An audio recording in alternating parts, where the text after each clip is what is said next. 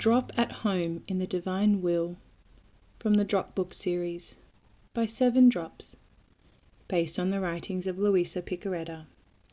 Continuing on page 49. In the war of love, every truth you learn about God is deposited in all souls and creation and matures the divine life in your own soul. The knowledges are the seeds, and this seed makes the beginning of the life of my divine will be born in the creature.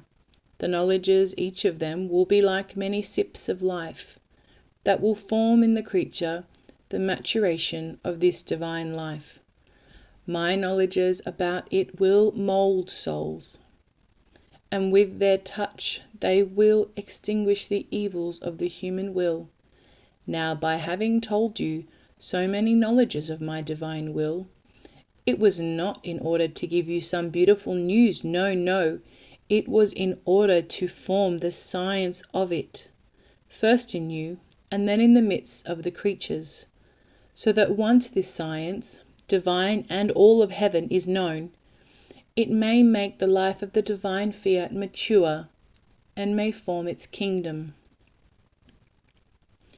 Even if you only learn one new truth a day by reading a passage or directly from them, that is one more degree of maturity for you and one step closer to the kingdom for all creation. The souls living in the divine will are given the ability to discover truths that have been hidden for centuries. Jesus told Luisa, by living in the divine will, being in constant contact with it, she acquires divine senses. She acquires long sight. Her light is so penetrating and clear that she can even fix herself in God, in whom she sees the divine mysteries.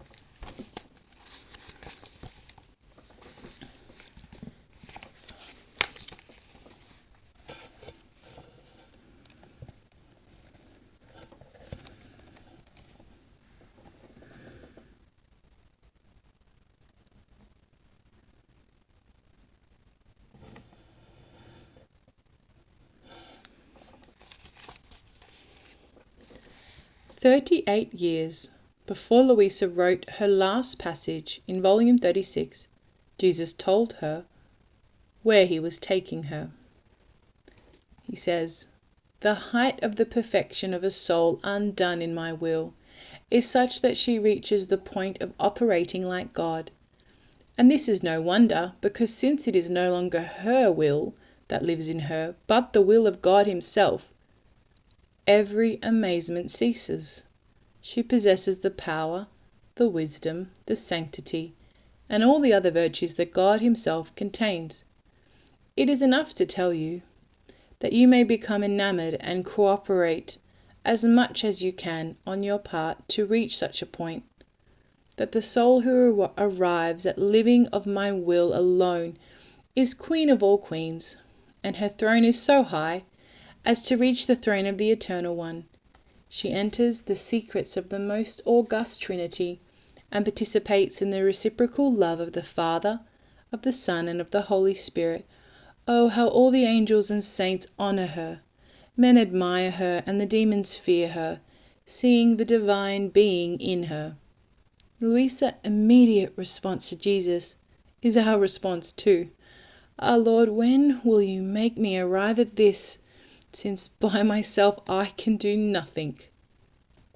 The truth is that there is something you can do on this journey, to be at home in the immense sea of the divine will. First and foremost, do not just gather information on the gift. Put it into practice, the truths you learn, and cooperate as much as you can on your part to reach such a point.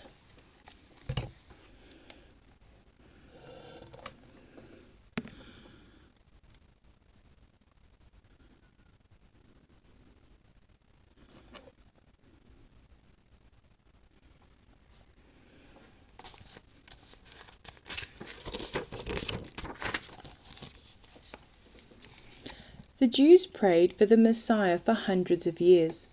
But it was the Blessed Mother who finally secured the long-awaited promise from God. She made it happen. The Church has been praying for the kingdom to come for 2,000 years. Now we are arriving at a crucial point in world history, comparable to the moment Mary pleaded with the Father to send the Messiah. Just like Mary, we have to crawl into the Father's lap, plead with him not to delay, and break loose his promise of heaven coming to earth. With the chains of our love, we want to disarm the Father and hear him say to us what he said to Mary. Daughter and sons of the divine will, who can resist you? You have won. The divine hour has come. Souls in the divine will have to make it happen. Never underestimate your power to negotiate with God. Jesus told Luisa, "One who lives in my will has dominion over all," and we love her so much that we even let her dominate ourselves. Oh, how many times we let her win. Many times our joy is so great that we let our will win in the creature instead of ourselves. It does not matter where you are on the journey to be at home in the immense sea of the divine will. Crawl onto the Father's lap with the other souls living in the divine will and tell the Father, "Let the kingdom come, so your will is done on earth as in heaven. All must be made ready for our King's glorious return. Now is the time, Father. Now is the time."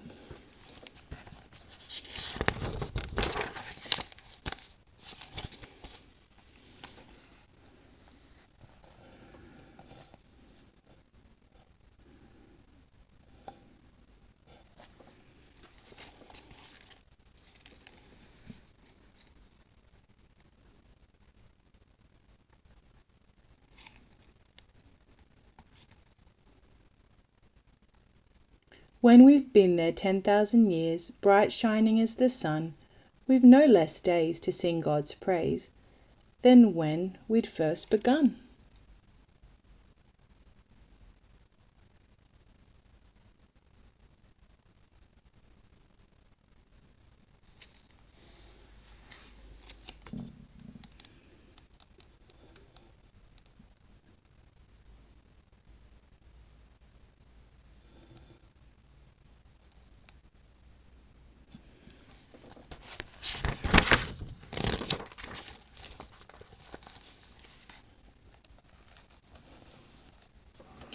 Finally, the checklist. 4 signs that the soul lives in the divine will. The soul knows where she is. The soul knows with whom she has something to do. The soul knows what she can receive. The soul knows the good she has already received. 4 gifts of living in the divine will. Gift of prayer.